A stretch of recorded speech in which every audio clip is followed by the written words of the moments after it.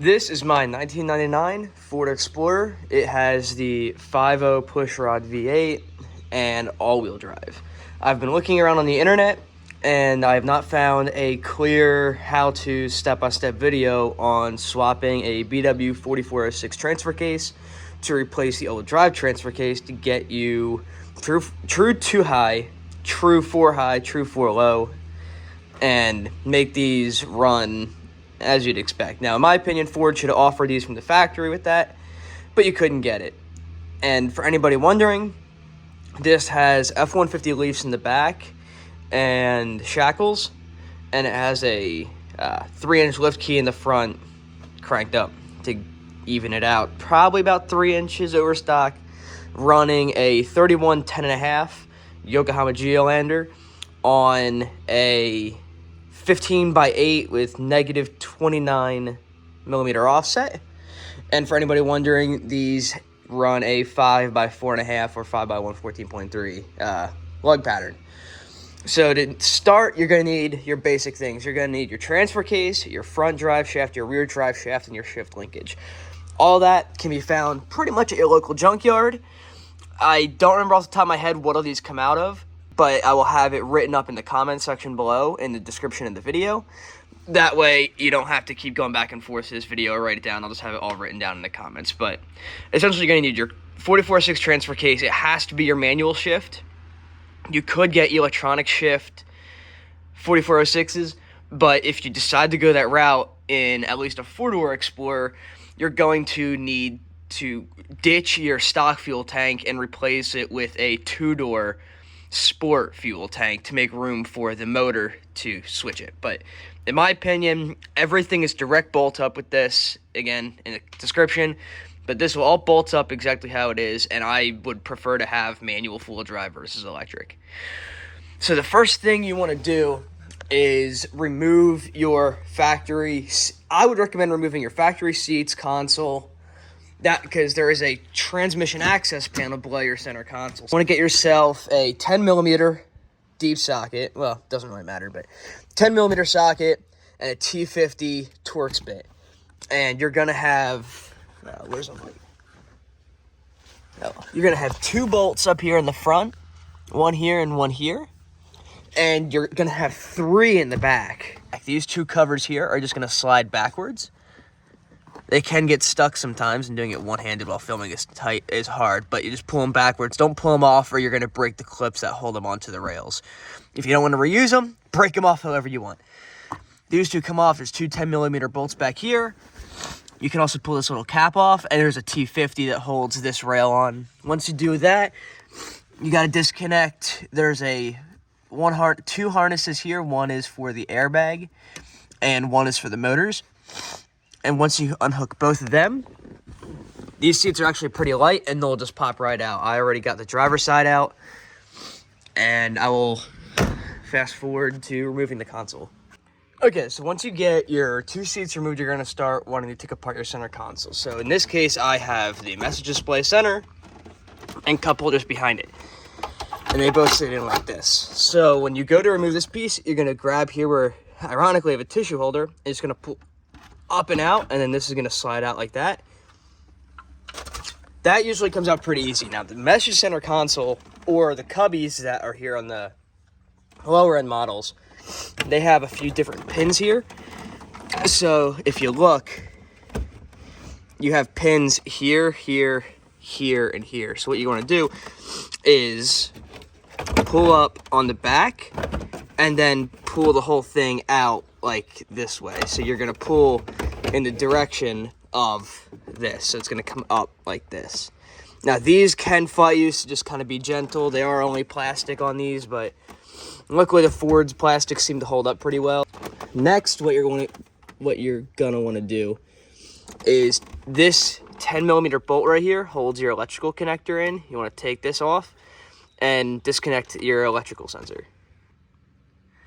Okay, so once you take that bolt out, this big connector will come off. You also want to disconnect your cigarette lighter. There's no clip for these. These just pop off.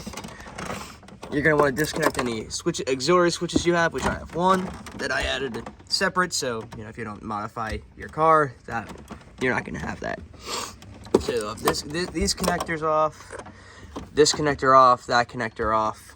You may have a sort of relay here that just clips on as a holder. This can stay with the console. So next, what you're going to want to do is get yourself an 8mm socket and an extension and take out this bolt, and there also going to be 2 more down here and down there.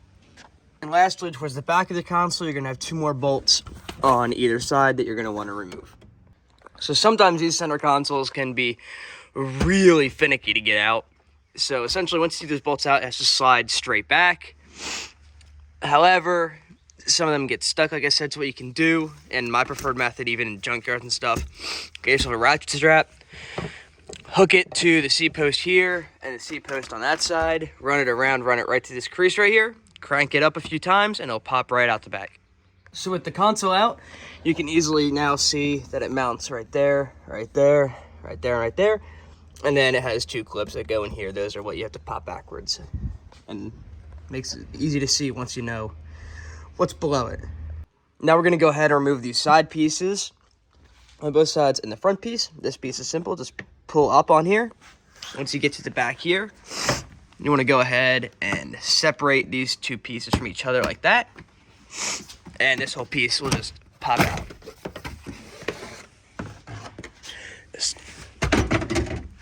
This front piece is also similar. You're just going to pull up in the back here. Some of them will have a pin right here. You can just pull that pin out. It's just a plastic retainer clip. And then once you do that, this whole piece just falls right out. Again, just like the back, you're going to separate these 2 and apart. Once you have both sides removed, go ahead and fold our carpet back. Now, I have some extra wiring here for my sound system, but overall, it's going to be the same for everybody. We're going to start in the front and just peel it under from the pedals and then fold the whole thing up in one piece. You can go ahead and pull these connectors through your carpet, fold it back, and just tuck it under the seat so it doesn't keep folding in. And right here is our transmission cover plate that is held down by 4 8mm bolts. To pull that plate off, you can see you now have access to the top of your transmission, along with the 2 upper transfer case bolts, which go right there.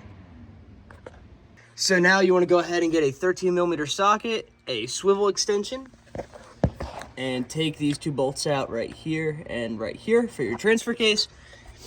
That's what they end up looking like, and you can just take it off with an impact. Next step is going to be going underneath and removing our front and rear drive shafts. So now you're going to want to get a 12.12mm socket to take off the rear drive shaft, and it uses the same socket both front and back. Okay, now with the rear drive shaft removed, we're going to go ahead and remove the front drive shaft. For that, you're going to need a T30 Torx bit and an 8mm wrench if you have the CV style at the transfer case for the front drive shaft. So another quick little tidbit of information. A lot of times when you take these bolts off, these CVs get stuck in this coupler here. So I was here, I had the hammer, so I was like, I had the hammer and a screwdriver. I was like, I'll try and just beat it out. Wasn't going. Got my finally, got up and got my air hammer, and it took it right off in like 3 hits. I mean, if you have the air hammer, just don't even waste your time. Just get the air hammer out. And now with the front drive shaft out, you can go underneath and take the remaining 4 bolts out. There'll be 1 on each side, and then 1 and then 2 on the bottom. In my case, I was able to get to all 3 with a 13mm ratcheting wrench. I took the remaining top 2 out, leaving these 2 bottom ones holding the transfer case up, and then I just broke them loose to make sure I could. Now I'm going to come under here and put a jack to support the transfer case, and then I'll take those 2 out and we'll drop the transfer case down. Okay, so this is what the transfer case looks like once you get it out. Now we can go ahead and clean everything up and start prepping the new ones we put in. Next, this bracket that holds the front of your gas tank up is going to need to be clearanced for the output shaft of the new transfer case. So you're going to want to take a jack with a piece of wood to not dent your gas tank and support it. And then you want to take off these 2 18mm bolts that hold the tank to the bracket. And then there's 2 15mm here and 2 15mm on the top of the frame rail that you want to take off to get the bracket off. Okay, so once you get the bracket out, this is what it looks like. It bolts up just like that to the vehicle. what you're gonna want to do, this is gonna be kind of hard for me to visualize, so what you're gonna want to do is this is again top, bottom, inner, and then the frame here. You're gonna want to take a grinder, cut from the inside of this hole and come out at this angle, so you know this corner here from like there going out, that'll be gone, and then following this crease here and coming down through here, where you started that cut, you're gonna want to fold this all the way in, and this can continue to wrap around because nothing sticks out past here. We can go ahead and finish prepping our transfer case. So the 4406 has little ears like this that go on either side. It has 2 tabs on top. You can take your grinder and grind them off. It'll make it easier to fit, and you won't have to clearance your body at all on the underside. So then once that's done, go ahead and make sure all your bolt holes are clean, all your mating surfaces are clean, your slip joints are clean, and we can go ahead and test fit the transfer case. So I had to go ahead and fiddle around with this a little bit more, gone through and test fitting everything. So essentially what you want to do now is, with the bracket out, you're going to need to actually undo this rear strap mount. You can take the bolt out, make sure the whole tank is supported, but you can leave the other side of the strap in, so this tank can be lowered down. Once this is lowered down, you can go ahead and fit in your transfer case. So to do this, what I did, bring the transfer case in flat, then you have your input shaft and your output shaft are in line, and then your front output shaft is here. So essentially, you want to take your transfer cases like this and put it up on end like this. So this extension off the main part, it's oblong. So the front four-wheel drive output section, you want aimed down, and then you can take it up and push it up. I used a jack. I used 2 jacks to get it up here and align it and slid it on. Once you have the transfer case just fitted, make sure everything lines up and isn't hitting anything, you can go ahead. You can lower your gas tank down enough that you can get your front bracket on. You're going to have to mess around with it a little bit and kind of move this tank around a little bit and move your bracket around a little bit and adjust height and all that to get it to fit. But you cannot get the transfer case in or out with this bracket in. We're going to get this mounted officially on, bolted up. Everything is done with the transfer case. Then we can go ahead and reinstall this bracket with the tank dropped. So now I'm going to go ahead and I already test fit this bracket. This adjustment was enough to get it to clear, so I'm good there. So I'm going to slide the transfer case back.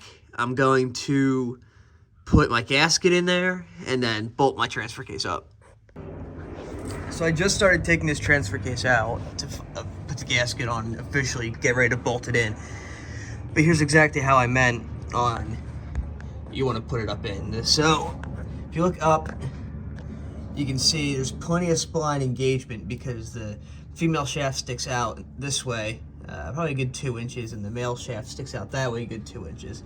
So you have about 2 inches of engagement there, but the alignment pin isn't there, so you can clock this. So essentially, I'm gonna get rid of this jack because the transfer case can be held up by the shaft at this point because it's not that much load on it. So essentially, I'm gonna take this jack, slide it back here, and put it right here, and then I'm gonna take this smaller jack and jack up right here. That will allow me to take the whole transfer case up and down and like this. It makes it a lot easier to slide on, and you're not under here trying to bench press it, trying to get it on and make sure the alignment pin is not stuck and a bunch of other things. This is the easiest way I found to do it. I'm sure there's other people that think there's another way, and I'm sure there are, but this is my preferred method of doing it. And I also did notice there's going to be 2 things you're going to need to trim also under here is this heat shield right here. You can see where I went and just took a grinder and cut this little corner out right here, all the way back to right there. Okay, so I officially have my transfer case bolted in. The linkage isn't hooked up yet. So there's the linkage. There's your front output, your rear output. Got my fuel tank put back up. You can see the clearance up there. And then I went ahead and put the 13mm bolt back to hold the rear of the tank up. So the tank's in, the transfer case is in. Now we're gonna have to focus on the linkage, which is gonna mount right there, and the drive shafts, and this swap will be complete. So when it comes time to mount the linkage, you're gonna have this electrical connector right here. It's gonna be bolted right here and right here with two 10mm bolts. You're gonna take these two 10mm bolts out and move it forward one and just leave the front one hang over. Or you can trim it if you want, but this will work fine because otherwise this connector will interfere with the linkage. The linkage will mount right here and here with two 21mm bolts, and then they also have a T50 fitment in the center of it. Now, my linkage needed to be widened a little bit like that. That's how it's gonna bolt on the truck. And that rear hole there needed to be elongated, as you can tell. Just a little bit so it would fit. And I'll go ahead and put that up. Okay, so I went ahead and worked a little bit ahead here, but I'll walk you through it. So, finally got the linkage mounted up there. And then I went ahead, and a good starting place for mine was about here and up to here. And now, I just went ahead and bolted this on and through the console, just sitting in here to see how it lines up. So, there's 2 high, 4 high, neutral, 4 low, and you can go underneath and check. I would recommend checking, make sure nothing's binding, nothing's getting in the way, and everything works. But in my case, we're good, so I'm gonna go ahead and start making the gasket to go around it. I'm gonna reuse what came out of the F-150 and bend it to my trans tunnel. Okay, so I went ahead and reassembled my interior. I don't have what I need to finish this, so right now there's just two screws holding this cover down. But yeah, that's what it looks like. It kind of interferes with my leg a little bit. It's kind of like pretty close. I might end up pulling this back off and putting a bend in it. Looking back, I would, but the effort it would do now, I'm probably just gonna leave it for the moment being. But yeah, installation is complete reverse of removal. So if you need help with that, just go back to the beginning of the video and play it backwards. But yeah, that's pretty much it. Okay, so I wanted to step in here and make a quick note and say, when for the rear drive shaft on the Expeditions that you need to use for the rear drive shaft for the swap, when you go online, everything lists those drive shafts as having either a 1330 or a 1350 series U-joint. There is no mention about a 1410, says they won't fit, whatever. For some unknown reason, the drive shaft I got has the factory part number on it. That part number matches the Expedition I got it out of, and yet 1410s are not listed as fitting them. But yet, when you actually measure them, they are 1410s. So, take a moment, go out before you order anything, measure your U-joints, and make sure you're getting the right size. Because I did not. I got 1350s. They didn't fit, so I had to go out and get 1410s. Okay, so I wanted to jump in here and say I officially got this all back together, and it is dark now, but I went ahead and got my drive shafts installed. So, looking underneath the truck, here's a few things I'll note here with the drive shafts. So, front drive shaft at the front differential uses a conversion U-joint. It is a 1310 to 1330 series conversion U-joint. And then back here at the transfer case, it is a 1330 series. Now, as I explained earlier, my one weird U-joint here at the transfer case yoke is a 1410 series, which is unlisted anywhere, but mine was a 1410. And then at the rear differential, it uses a 1350 series. So those are all the series, and these pretty much just go in as you'd expect it to. And pretty much, you either get your U-joints installed or do it yourself. And that's pretty much it. The swap is complete. The only things I have to note, which I'll have to look into, is when you can shift from 2 high to 4 high on the fly. You can also go from the high ranges to neutral. Going from neutral to low or neutral to high, it doesn't let you do that with the engine running. I tend to believe with absolute zero load, even though the transmission's in neutral or park, it still spins ever so slowly, so it doesn't, with absolutely no load, it still spins slightly. So to because most trucks, like the truck this transfer case came out of, uses, it's all synchronized, it's all electronic.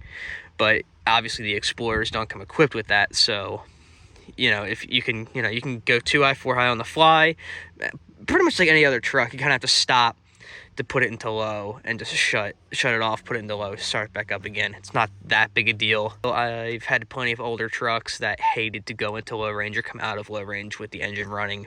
It wasn't the way they were designed, that was just the way they worked, so this isn't anything odd for me. But yeah, that's how you do the swap. If you have any questions, please comment. I will do my best to answer them.